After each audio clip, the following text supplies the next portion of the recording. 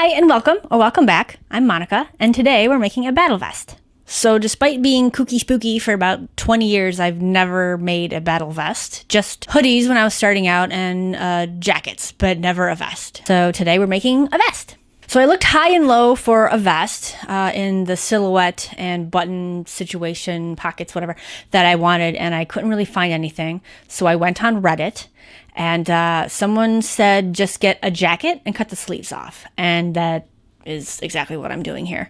And then you can use the sleeves as little internal pockets. So I got a black denim jacket from Old Navy, of all places. I don't know, if you told my 15-year-old self that I would be shopping for something at Old Navy, I would probably laugh at you. But I'm over that. Who cares? It's the garment, it's fabric, whatever. Actually, no, not whatever. It depends on where it's from. But the point is, Old Navy isn't exactly punk. So, whatever. You know what I mean. We're starting off with this.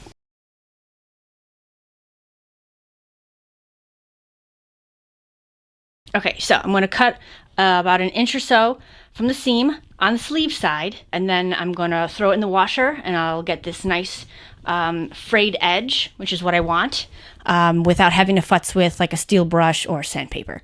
So the next time I'll see you, these sleeves will be off. And make sure you keep the sleeves because you can use them as internal pockets or for, whatever else you want.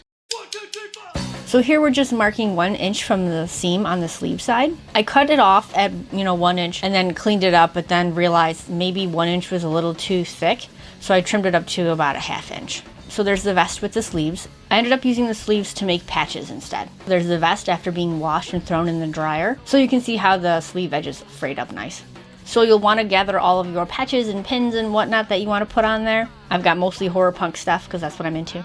And then here's the rest of the stuff. So I've got some studs. I have pieces of that sleeve cut out with a stamp I made forever ago in Fibers 101. A little bootleg Danzig skull stamp. Some threads, scissors, pliers for the studs, safety pins, and some screen printing ink for your patches. I ended up doing a white skull and a white ghost. And I used that black for the ghost's eyes. And that little thing underneath the white thread is a thing of beeswax, and that just makes it so that the thread can go through the fabric easier. That's the internal pocket situation that they just kind of like left there. As I mentioned before, some people use the sleeves as an internal pocket, but the way this vest was made, I was able to do a couple stitches and have an internal pocket. I don't know why they made it that way, but they did. And then here's me sewing.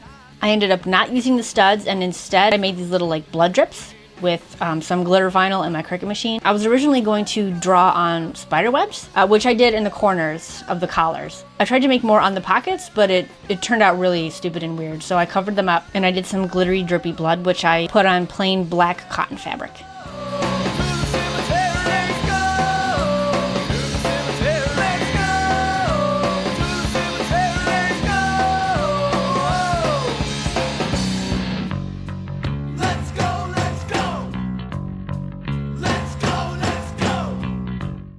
Some patches I stitched on and some I just safety pinned depending on where it was on the vest and how annoying that internal pocket situation was. I didn't want to have to sew around too much stuff.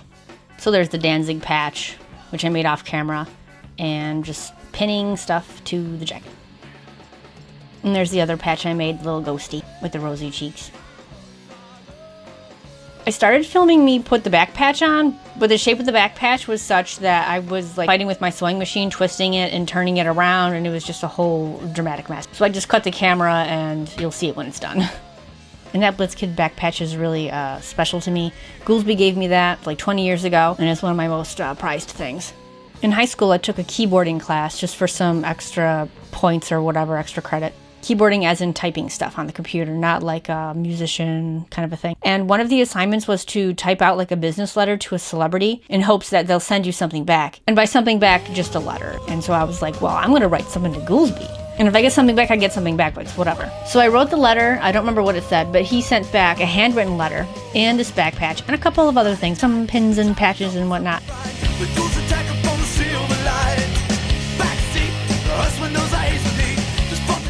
So there's the finished front. I ironed it and steamed it before I put everything on, and I just could not get those funky little wrinkles between the buttons and on the plackets, or whatever they're called. I just could not get those out. I wish the blood drips were a little scooted up more, but I didn't have quite enough vinyl, and I was just working with what I had. And there's the back. Obviously, these are works in progress. I'll fill up the back as time goes on. And there it is on a person.